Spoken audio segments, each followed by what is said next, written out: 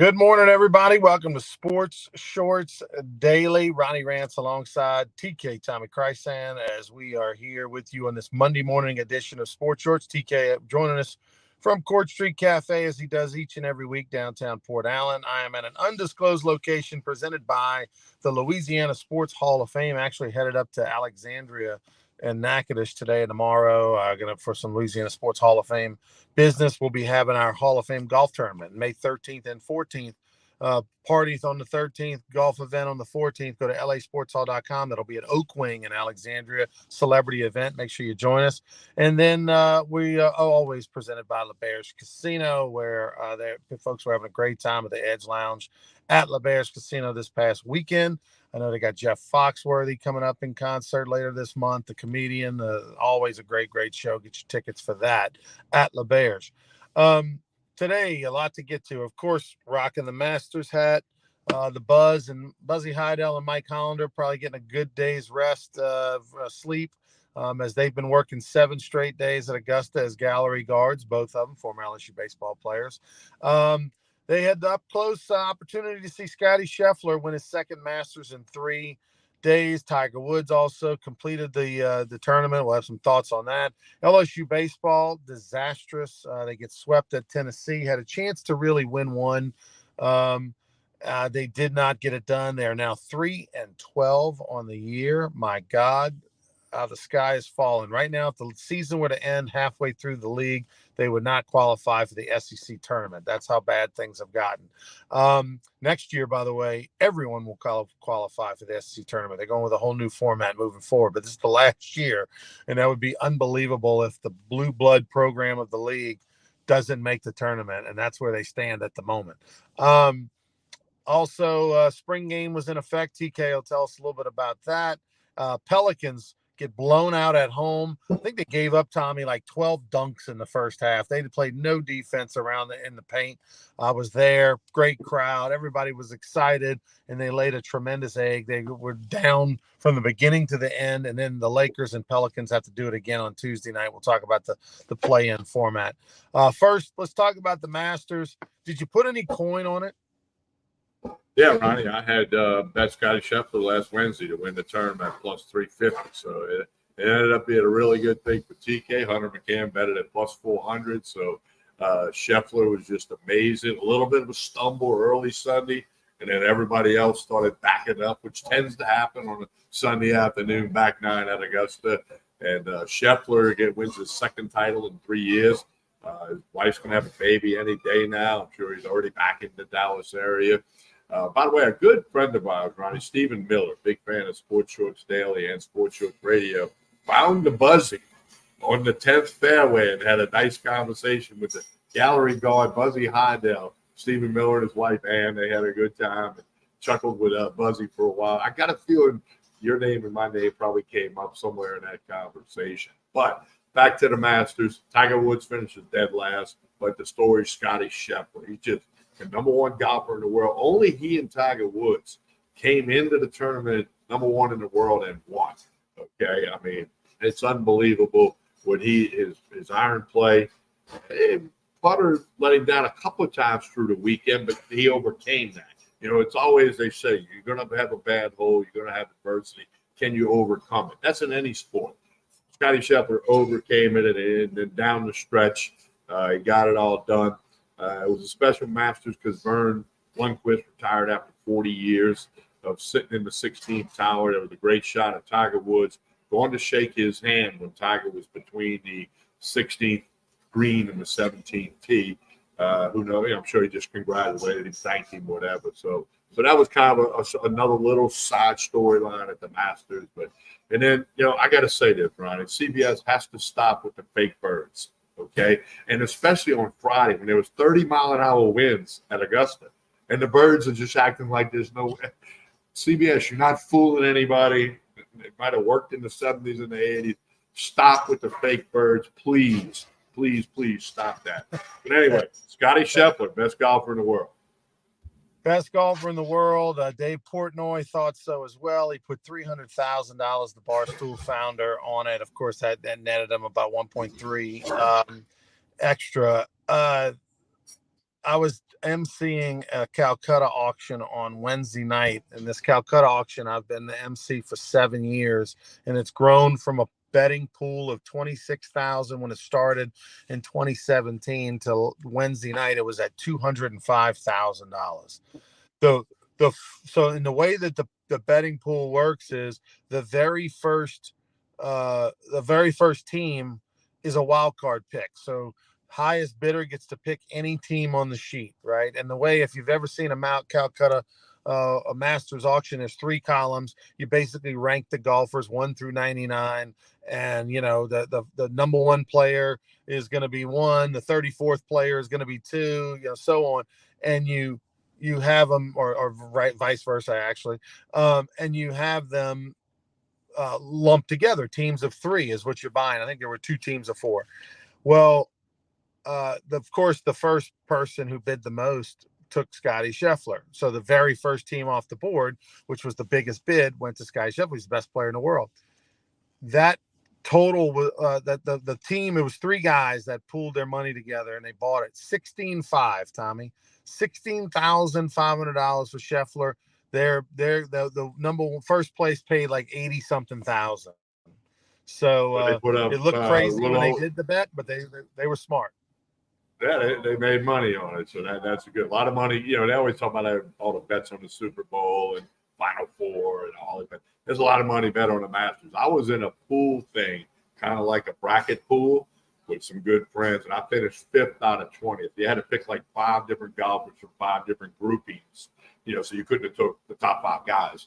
And mine ended up 5th out of 20, so there was no money involved, but that was kind of fun to play with that. I hadn't done that before. I did have Scheffler, as did everybody, from the first grouping that they offered. But no, a lot of money bet on the Masters, and Hunter McCann and I picked up a couple of coins, so it's all good. And next up's the PGA. Scheffler's the betting favorite in that. It's at Valhalla in Louisville coming up next month, so that'll be next for the next golfing major. And Tiger Woods said he's going to play in that. We'll see. Speaking of Tiger Woods, look, I don't care on Saturday and Sunday. Saturday was awful, worst round ever in a major. Sunday was +5, which isn't good for anybody. But look, the fact that he made the cut on Thursday and Friday and finished +1 and made the cut is one of the greatest things in sports. I mean, I think we are so numb to Tiger Woods overcoming injuries and his greatness that we just we don't know. If he had shorts on and you had a chance to see his legs and what he's working with down there, as far as all the surgeries and the destruction that he's had, it's almost like Chad Jones, who was in that car accident years ago, and it kind of ruined his football career, the former LSU football player. When you see Chad with shorts on or whatever, if you've ever seen his legs, I mean, it looks like a giant shark bite. That's what Tiger Woods is working with. He's literally said, and people it's almost like they brush it off, I'm in pain constantly. Every time I swing, I'm in pain. Every time I move, I'm in pain. And for him to be able to walk Augusta all week and to finish shows the intestinal fortitude and his greatness. He's always been the most mentally strong player in golf. I mean, that's and he even said Thursday he was in Augusta to win. Now, he didn't win. He finished dead last. But, Ronnie, I put on the Masters on the ESPN Plus app Sunday morning, and they had a camera on Woods. I watched him play all 18 holes because I'm thinking, I'm a golf enthusiast. This could be the last time he plays at Augusta. This could be the last time he plays in any tournament, okay, because of his physical situation, not mental. And he is 48 years old. Will he play the Champions Tour in 2 years? Who knows? But I watched it thinking, okay, I got to watch this in case he makes a double eagle or, he flies one in from the fairway, does something different, because you may not get a chance to watch Tiger Woods play golf at that level ever again. Will he play the father-son thing next year? Yeah, I'm sure I would think he would. But, I mean, so I did that, and that was in my mind. And this might be the last time that you see him. He said he's going to play the rest of the majors this year. That'll be a physical decision for sure. I do think he will play some Champions Tour events, Tommy. And the reason is because I feel like Tiger is so supportive of the PGA and the tradition and the history. And he knows that what a boost he would be for the Champions Tour. What a great thing it would be for the PGA to help the Champions Tour if he just goes and plays a few events. Of course, you can use a cart too. They can make that exception for him to use a cart. And it's 3 rounds, not 4. I don't see him being a regular, but I do think he will do a few events, just even if it's just out of charity to help the tour. And I agree. Arnold Palmer did that before you even knew about the Champions Tour, but Jack Nicklaus did it, because they're going to move the needle a little bit. And nobody moves the needle like Tiger Woods in sports history. So therefore, yeah, you're right. He'll play the senior U.S. Open and the senior PGA, and he'll do that. I really believe he'll do that if he can physically do it. And again, there's a card, okay? But still, I mean, you still got to do some, physical. And it goes back to years ago. People try to say golfers weren't athletes. But we'll go walk around Augusta for not just 4 days, but 6 or 7 days, and the mental and the physical strain. There's some guys that can't walk the local course, much less, what's it from the 10th tee to the 10th green is 100 feet drop. That's 8-story building. Think about that, 8-story building from the tee box to the green at number 10, and you got to walk down. Unfortunately, you don't have to walk up that one. But 18's a steep incline. You've been there. You've been to Augusta. And there's other spots where you got to really climb, too. So, hey, I enjoyed the Masters, as I always do, and we'll move on. Scotty Scheffler, your champion. And look, I mean, unless he decides to take up pickleball, he's going to win a lot more championships. It's incredible with the type of player he is. LSU baseball, they need some Jesus in their life. They need some pray for them. If you got some holy water, to go buy a Alec box tomorrow before the UNO game. By the way, UNO played a college called Blue something this past weekend. They played a college, I don't even know, Bluefield College or something like that. Never heard of them. Anyway. Well, in Southland, there's an odd number of teams, so right. Somebody plays a non-conference thing. By the way, Will Davis got his big significant win for Lamar. 200th win at Lamar. Yeah. Former Tiger player, former Tiger assistant coach, friend of UNI. So tip of the hat to Will Davis with the Lamar Cardinals in the Southland. But back to LSU, Ronnie. They're batting 250 as a team in the SEC. They're batting 250 as a team in the league. They are their ERA is over 7 in the league. Next up is Missouri. Missouri is not as easy as we thought. They've won 4 of their last 6. They swept Florida 2 weeks ago. They won 1 against Georgia on the road this week. Missouri can pitch. They can't hit, but they can pitch. Their ERA is like 5, a little over 5 in the league in the SEC. Keep in mind, LSU is almost 8 in the league. Their ERA is over 5. But they only are they're dead last in the league in batting. They're hitting literally 208 or something like that. They're not even the 210 in the SEC in batting average. So hopefully the pitching can get healthy. They showed signs of life this past weekend. They just did not score enough runs. LSU just struggled offensively. The pitching that, was kind of good enough to win on Saturday in the second game for sure. And the first game that got really good relief pitching and replaced of Jump on the first game. They pitched well in the second game, of course, between Holman and Herring.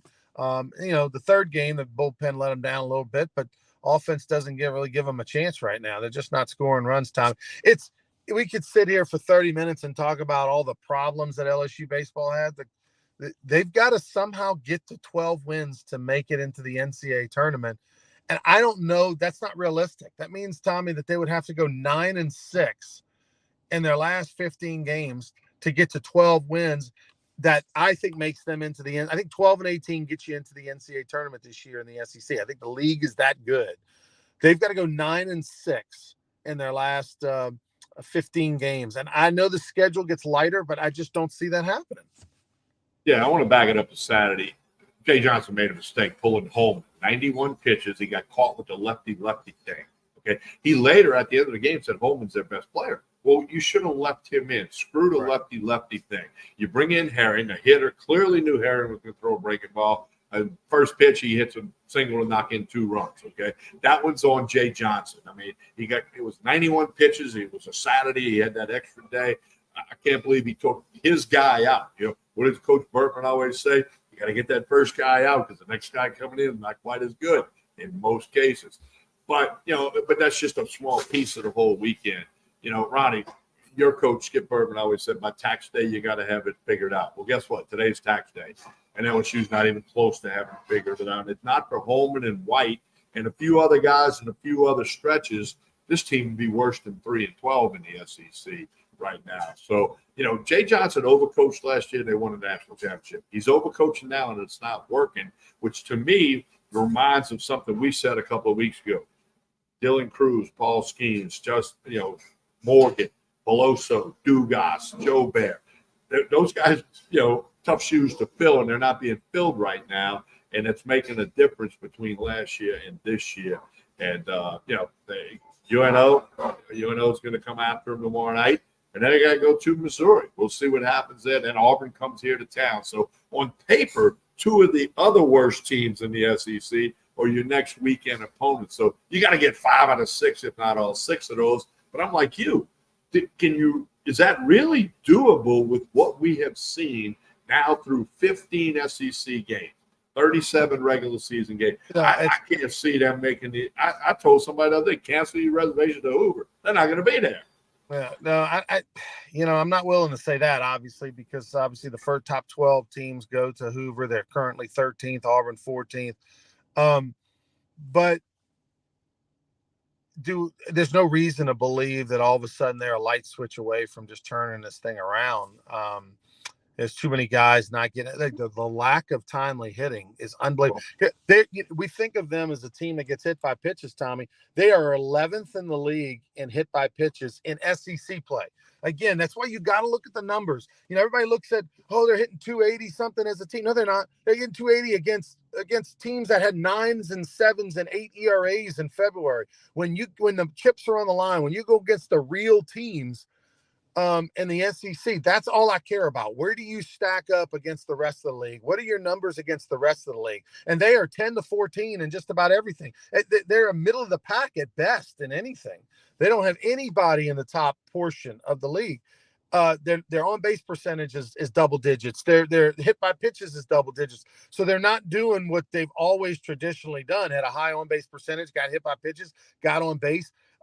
Their runners in scoring position, they're horrible at batting average. And so those things, they have been so unclutched. They had the bases loaded twice in the 8th and 9th in the first game of the series, didn't get the big hits. They had 8 hits through 4 innings in the second game of the series against Tennessee, got 1 run. They are just not clutch. They're not getting it done. You could think of whatever the reasons are. These are all dudes that everybody else wanted in college, but don't think they didn't recruit well. They didn't get good players. They got the dudes that everybody wanted. And these guys didn't forget how to coach from last year when they won the national championship this year. So at some point, it's on the players. These guys are professionals. They're not getting millions of dollars, but they're getting thousands of dollars. They are professionals. But it's hard to be a professional when you're 19 years old, 20 years old, you're going to school and you got girlfriend problems and you got, Bumble and everything else and all these distractions and getting paid. Oh, by the way, I got to be a professional baseball player and I've never done this before. So it's all of that. But it's a disastrous year. And I don't believe, Tommy, it's going to get turned around. That's just my opinion. Tell us a little bit about. I cannot disagree with you. Spring football game, a decent crowd, 4 different quarterbacks played, a ton of receivers and running backs. Defense had their moments. Nussmeier 7 for 7 with a couple of touchdowns, but you can't read anything into a spring game, good or bad. It's the coaches had other objectives of getting some guys some reps and seeing what they can do, quote unquote, when the lights are on. And that'll wrap up practice. Now they're going to immediately turn to the portal, who's staying, who's going, NIL deals. We all know that story. But I did see a few highlights from the LSU spring football game, a couple of nice runs, a couple of nice throws. Again, Nussmeier threw the ball well. He's number 1 quarterback. Right now, the battle's for number 2 going forward once we get through the summer. And then, before we know it, fall camp will be here. The spring game is like fall LSU baseball. Every year, there's always some guy in the fall for LSU baseball that has a great fall, and then you never hear from him, or he has a terrible spring. Well, the great quote from Mike Bianco. One time he was talking to Dan Canterbury. Fall Braves had just concluded, and then the spring comes around, and Mike Bianco said, that guy was a fall American. He was a fall American.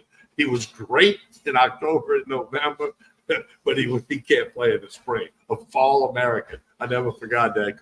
Got to give Coach Bianco credit for that one.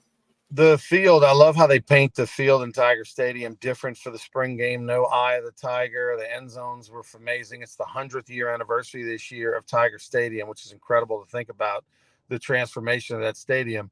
Are you in favor of keeping the Tiger Eye, or would you like to see LSU go in a different direction midfield? I don't know. The Tiger Eye, I don't think it has the impact. It doesn't pop like it once did. You know, a good point actually was made a long time ago with Jared DiNardo. He wanted the Tiger Eye off. He wanted the block letters LSU. His theory was all the guys in a sports bar, when there's no volume going on, they would know that was the LSU game. Now, it was a different world when DiNardo coached here. So, but I think, you know, with sports bars and the sports book at LeBaird's, when they got so many screens, 90% of the people know it's LSU playing whomever, or it's who, you know, they know the game they're looking score at. Bug now. They got the score but bug. I don't know. Yeah, the score bug and all that. But I'm just saying, you know, come up with something that I don't know, almost let the players do what they want, because players control it. It depends on, do you like tradition or not? If we're going to keep white jerseys and the white jersey is going to be the thing, then you keep the Tiger Eye. I mean, if you can't say we care about tradition, but then we don't care about tradition. Well, you walk down the hill. I mean, there's all the other things. You run between two goalposts. You know, nobody's got two goalposts, right? So every 5-yard line is marked, not every 10. Yeah. I mean, so I think there's certain things that are tradition, and, you know, but just like the white jerseys, traditions sometimes are broken. Yeah, sometimes we'll go with the gold jersey for this game, or we'll go with the purple jersey for this game. They don't wear the white jerseys 100% of the time. They wear the white jerseys 75% of the time. So maybe you have a game where you don't have the eye. Maybe you have a game where you have something else different, you know, once or twice a year. But no, I'm one for tradition. When it values and Tiger Eye, I don't have a strong opinion against it. So go ahead and keep it as far as I'm concerned. Pelicans tonight. What are you going to bet on? The Pels got blown out by the Lakers. To Pelicans tomorrow night in the play-in game. I was at the Blender yesterday. Great crowd. The second the ball went up in the air, the Lakers dominated that game. It wasn't even close. No defense played by the Pelicans in the first half. They gave up over 70 points. They had many, many dunks, did the Lakers. It was awful. It wasn't any better in the second half. But now the Suns didn't help them. They blew out Timberwolves on the road. So now the Pels are in 7th place. They have to play the 8th seed, the Lakers. The winner of that game goes to the playoffs, locked in as the 7th seed. The loser will host the playoff game against the winner of the number 9 and 10 seed. So therefore, which is Sacramento and Golden State. So therefore, the Pels, even if they lose on Tuesday, will have another play-in game opportunity to get to the playoffs after that. They are a favorite, Tommy, tomorrow night, shockingly. They're a favorite by 1.5. You know, they just swept the 4-game road trip, ended up with the best road record in the NBA. But their home record is 21-19, barely above 500, and they're going to play the Lakers next. They did beat the Lakers once this year, but other than that, the Lakers have just destroyed them by 20 plus, beat them by 44 in the in-season tournament game. So I'm shocked. I about fell out of the chair when I saw that the Pelicans are a 1.5-point favorite. Be interesting to see if that moves between now and tomorrow night. But you know, they'll be in New Orleans. The crowd was there yesterday. Will they be there tomorrow night? Should be. I would think they would. But the Pelicans just, I mean, that's almost inexcusable to come out and just have such a poor performance from beginning to end. I don't mean they had a bad second quarter. I mean they had a poor game, period. Like you said, from the opening tip to the final buzzer, it was just, and they had so much to play for. It looked like a game when it was the last game. You weren't going to the postseason. You're going to get your tee times for Tuesday and make your plans to get rid of the rental house and do all of that. That's what it looked like, but there was so much more on the line. Unfortunate for the Pelicans and for the Pelican fans. it was interesting, they had like a rider truck, a nondescript sort of box truck that goes to the Four Seasons Hotel, which is where all the teams stay, and the NBA teams stay at the Four Seasons Hotel across the street from Harris or Caesars now.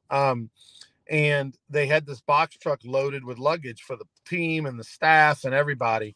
Well, after the game, because they won, they obviously aren't flying back to LA on Sunday to just turn around and get back here the next day or so. So they're staying at the Four Seasons. So they had to return. And I saw the box truck parked outside the Four Seasons unloading the luggage after the game. So they had loaded in case, depending on what happened, if they were either going to fly back to LA or not. But then once they won and they realized they're going to be playing the Pels on Tuesday in New Orleans, they had to unload the truck. So here's my thing. Go to the Four Seasons tonight, tomorrow, make lots of noise, harass them, go find your way onto the floors, yell LeBron's name, bang on the door, do whatever to distract them so they can't get a good night's rest, honk a lot of horns or something outside the Four Seasons, whatever. Pels fans need to help out this team because I'm with you, Tommy. I don't see a scenario where they win on Tuesday. I hope I'm wrong. Yeah, well, I hope I'm wrong too, but we'll see on that. Tough day for the Pelicans.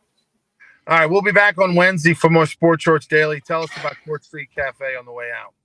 Well, breakfast, lunch, and dinner 7 days a week, full-service bar here. They had steak night this past Saturday, the Sunday brunch with live music. That's a big thing. Make a plan now for next Sunday. Court Street Cafe. Great way to keep up with them is connect on Facebook and Instagram. They do a great job of putting out lunch specials, dinner specials, drink specials, the music, entertainment, the whole bit. Court Street Cafe in Port Allen, just a couple of minutes over the Mississippi River Bridge. Jason and the staff do a super job here. As always, appreciate everybody listening. We had a little bit of an earlier start this morning. We'll be back Wednesday at 9:30. Like and share this show. That's the cost of admission. That's the price. It's cheap. It's free. It's free. We'll hit the like button, hit the share button, whether you're on YouTube, you're on X, you're on Facebook. That helps out the show and all of our marketing partners a lot. So like and share this show. On behalf of Ronnie Rance and the entire crew here at Court Street Cafe, have a wonderful week, everyone.